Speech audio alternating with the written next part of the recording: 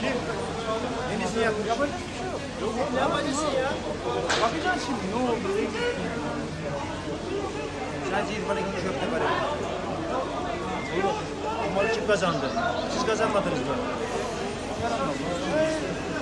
Yine kazanırsın. Ben onları ya ama ben yanlış yapıyorum.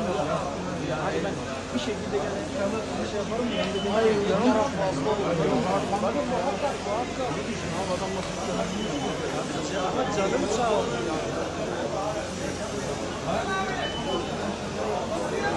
İtfaiye geçme arabaya. Yok abi itfaiye gelemez.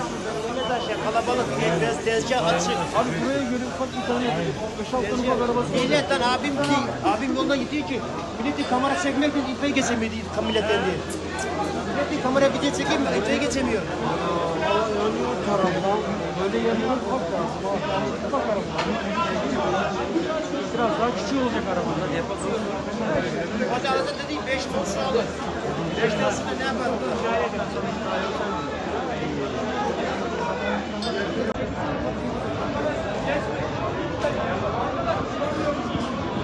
Yine geliyor. Açın yolu ya.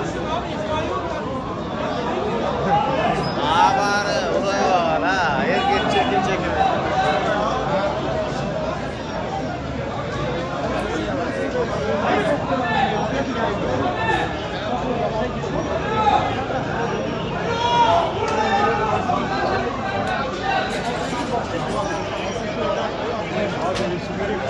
Yok musun bitti ama.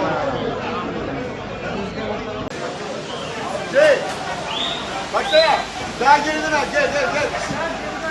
Gel Kusakan başına al. Kusakan başına al.